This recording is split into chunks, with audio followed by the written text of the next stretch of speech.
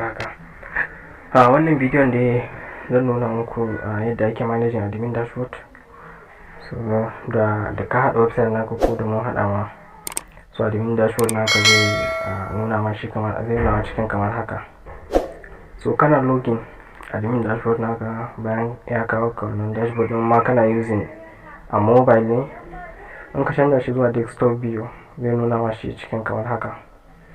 So wannan da kuke gani shine wallet balance naka, wato kai as admin din nawa ne ka sa a cikin wallet naka na website da kai connecting API. So nan ne zai nuna ma wancan balance din. Wannan ma second API, wannan third API. Shi wannan script din zaka yi a linkin API daban-daban. Misali a ce ka ga wani site suna da sauki a MTN SME amma kuma ba su da sauki a Airtel. So sai ka yi connection MTN din da su, sai ka je ka yi connecting API ka nema wani mai sauki. So duk kuɗin da ka sa a first API zai nuna ma a nan, second API zai nuna ma a nan, third API zai nuna ma a nan. Sannan wannan kuma shine user wallet na naka, wato users, adadin users da suka sa kuɗi a cikin site naka duk zai reflect a nan wurin. Sannan na agent ma the same thing, duk agent da suke da kuɗi a cikin site naka, so kuɗin zai reflect ne a nan. The same thing to vendors, referrals. Amma bari ɗin karin bayani akan me bambancin user da agent da vendors. Shi user shine normal subscriber wanda kawai ya zo ya register ne, zai dinga day to day activities nashi a cikin site naka.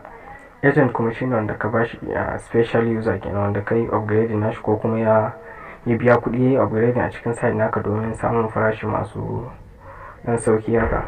Shi vendor kuma shine wanda zai yi linkin API da kai. Misali kai ma ka zama kana ba da product naka bulk, za a iya connecting API da kai. In wancan yana da wani site, so zai iya linkin API da kai. Referrals kuma shine idan mutum ya repairing wani a cikin site naka ya register, zai nuna ma commission da wancan referral din ya samu.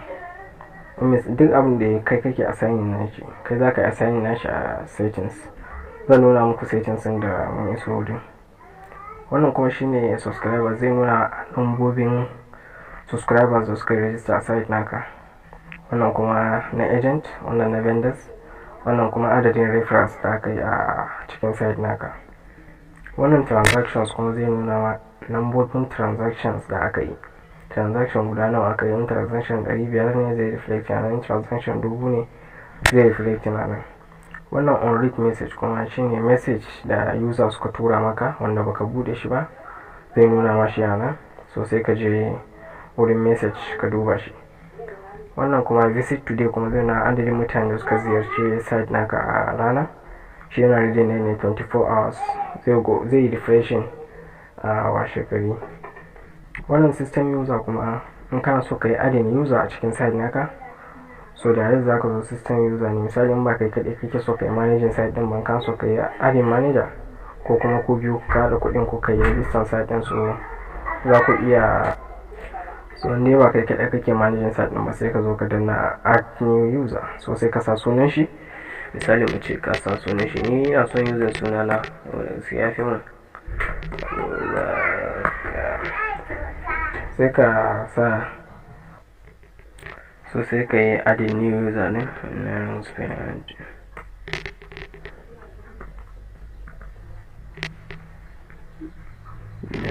sai ka samu username, that's username da zai samu ya register da shi. Misali ka ce mai manager,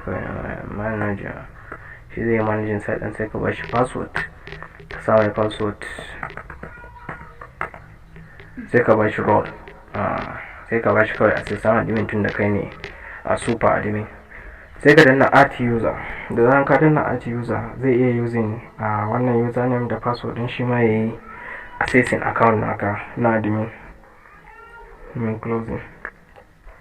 Mu je mataki na gaba kuma shine adadin subscribers. Subscribers kuma shine zai nuna ma details na mutanen da suka register a site din. Wannan zai nuna sunan new register. Misali wannan site da yanzu ba wani wanda ya register saboda yanzu nan na gama da shi. Wannan zai nuna ma sunan subscriber.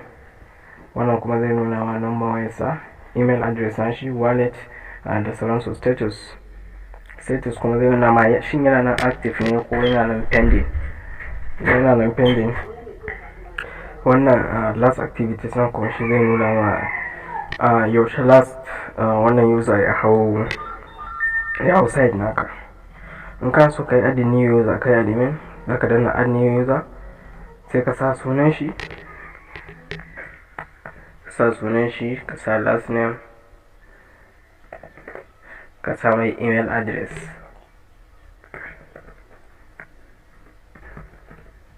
da sauransu, sai ka sa mai phone number, ka sa phone number shi, sai ka bashi password, kai choosing masa state, sai ka danna add new user.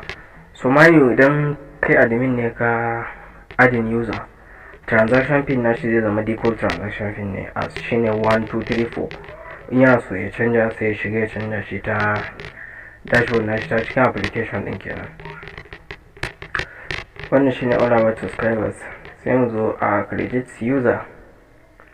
Wannan credit user kuma shine idan misali mutum ya tura ma kuɗi a cikin wallet naka ko kuma bank account naka, yana so kamar manual funding, kasan su ba sa son automatic funding, so anan ne zaka zo ka masa ka funding wallet nashi, sai ka karba email address nashi, misali ka ce ka sa email nashi, action ka so kai credit ne, sai ka sa amount, sai ce sai ka sa reason, ka masa reason why me yasa kake crediting nashi.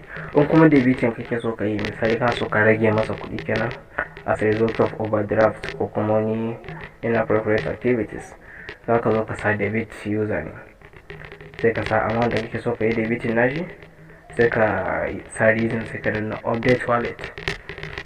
Da zan ka danna update wallet, so amount da ka sa zai ragu a cikin wallet nashi ko kuma ya karu amma hakan kai. Wannan services kuma zan zo yin karin bayani akan services daga baya saboda shi yana da dan yawa. Transactions kuma zai nuna ma misali wani customer ya ma complain ya ce ma akwai wani data da aka tura ko wani activities da aka wanda bai yiwu ba, so wani wani transaction za ka zo ka duba ka ga ya labarin wannan transactions. Status ɗin shi zai nuna ma shin yayi fail ne ko yayi success. Ya success zai nuna ma kawai da ya tafi ne, amma sun sa number ba daidai bane ka je ka san ya tafi. Wannan sales analysis shine inda za ka yi analyzing me riban ka cikin wannan site ɗin a iya rana a kullum, so sai kana yin sales analysis inda ka saita plans na ka daidai. Wannan transactions sai ne zai nuna adadin transactions da aka yi a rana, wannan kuma zai nuna total kuɗin da aka sayar da amount ɗin da aka sayar. Wannan profit kuma shine zai nuna riban da ka samu a rana. Wannan success transactions kuma shine zai nuna transaction da ya riga ya tafi. Wannan failed transactions kuma shine transaction ɗin da wanda bai tafi ba. Wannan airtime sales kuma shine zai nuna adadin katin da aka siyar. Wannan kuma airtime profit adadin riban da ka samu a iya kati. Wannan data sales kuma shine zai nuna adadin data da aka siyar. The same thing shi ma wannan zai nuna profit da ka samu a iya data. Wannan data pin kuma shine zai nuna ya data pin da aka sayar a site din. Wannan kuma shine zai nuna riban da ka samu a cikin data pin. The same thing to cable TV sales, ga profit nashi. The same thing to electricity, shi ma ga profit nashi. Example shi ma haka ga profit nashi. Zai nuna ma duk balance din zai nuna ma na nawa aka sayar ne a nan wurin. Sannan wannan sent email kan so ka tura muhimmin sako ta email ma user naka, so sai ka sa email nashi anan, ka sa subject, misali ka ce ka sa dear user, sai ka zo ka sa email nashi anan, kai typing email nashi, sai ka rubuta message. In kana so kai bayani ka rubuta message haka, sai ka sa update wallet. Shi a email zai ga details na website naka ya tura masa sako, ba wai email naka zai gani ba. Zai ga cewa daga website kaza. Wannan notification kuma shine wancan pop-up message da yake kawowa idan mutum ya shiga cikin site naka.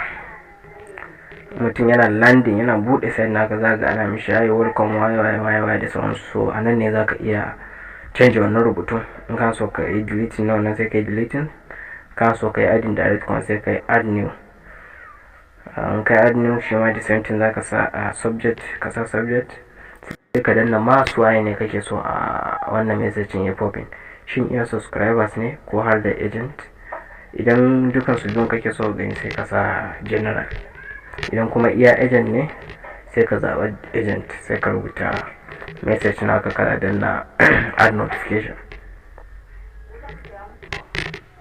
Wannan message kuma shine zai nuna ma adadin sakonnin da aka turo maka. Anan za ga sakonnin da users suka turo maka wanda ba karanta ba, za ka shiga ka duba ne anan.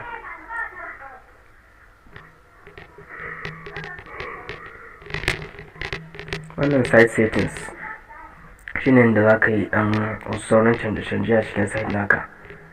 Misali ka ce kana so ka canja suna, nan za ka goge sai ka sa sunan site naka. Wannan naka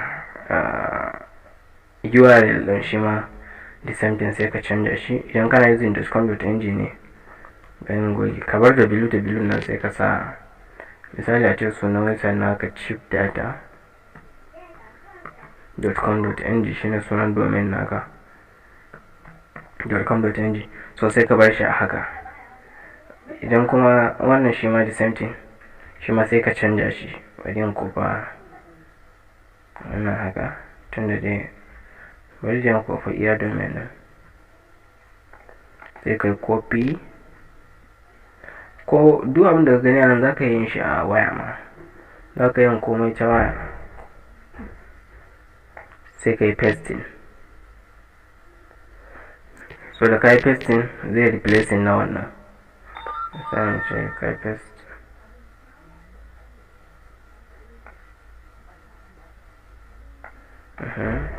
Ne kai pasting, so kaga zai replacing na shi a number dot na www.cheapdata.com.ng.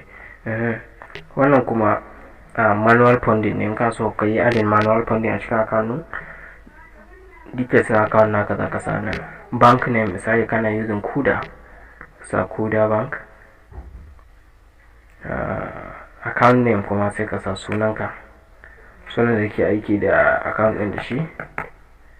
Wannan phone number account number, sai ka sa account number na wannan na Kuda bank din ko kuma na account da kasa. Sai mu ce account number shine 0 sai ka basa. So electricity charge shi ma shine riban da zaka samu in an siya electricity. Riban da aka samu barin sa naira 100 kan bar sa haka. Sannan airtime purchase minimum, that's karancin airtime da za su yi a cikin site naka ya zama 15 naira, maximum kuma ya zama 5,000. so user ba zai iya siyan fiye da 1,000 ba, kuma ba zai iya siyan kasa da 15 naira ba. so inda yana so siya mai yawa sai dai siya da 5,000. agent upgrade fee, idan mutum yana so ya upgrade zuwa agent kuma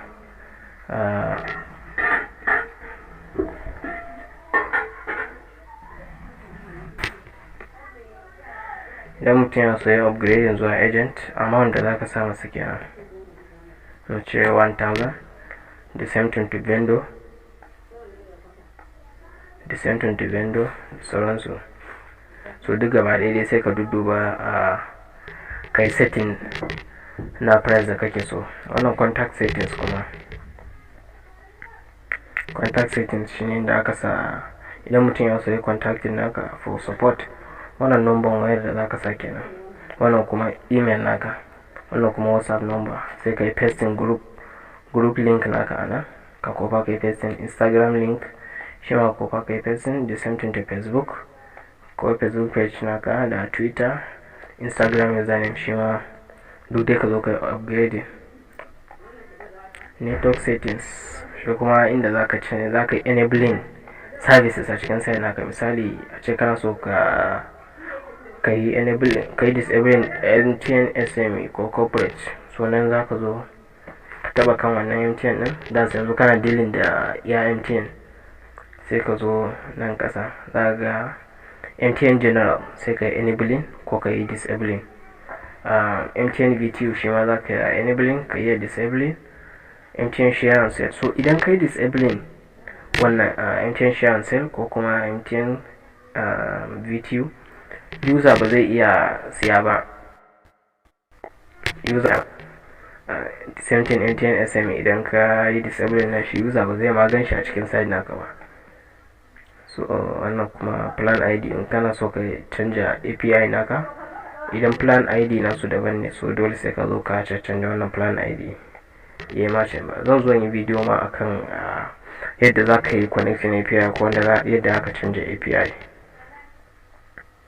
Ka zo in ka taba kan Airtel kuma zai zama kana dealing yanzu da iya Airtel. Da zu dai mun dealing da MTN, yanzu kuma za mu dealing da Airtel. Shi the same thing, ka so ka yi disabling kamar da kuke gani wannan MTN Airtel SME yana disabling saboda ba aiki da shi a cikin wannan website da aka hada yanzu.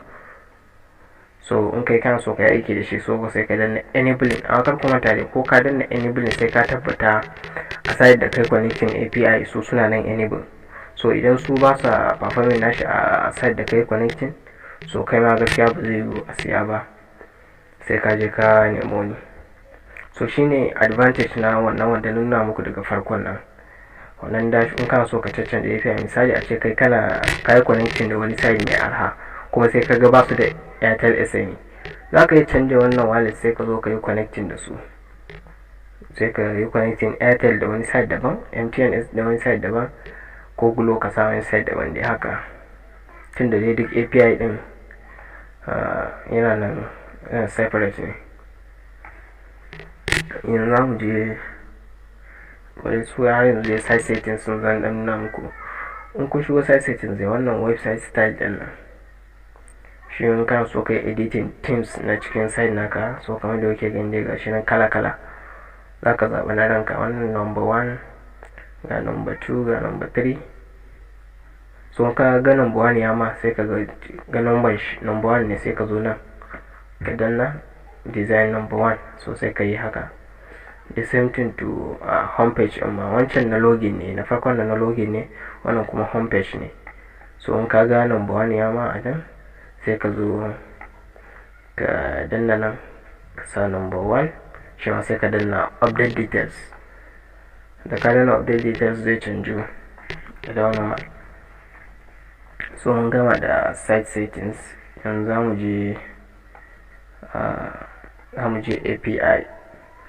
So na faɗa muku da services da API gaskiya ba yanzu zan yi bidiyo akan shi ba, zan zo muku bidiyon shi daga baya. Wannan manage account shine inda zaka manage account shine in kana so kai resetting password naka na kai admin, sai ka zo nan ka sa current password, ka sa new password, sai kai confirm, sai ka danna update wallet. Password naka na admin zai canju insha Allah. Wannan kuma za ka yi logout, kai admin ka gama activities naka, sai ka zo nan ka danna logout, so zai fitar da kai. So masha Allah duka da yana na kawo karshen bidiyo.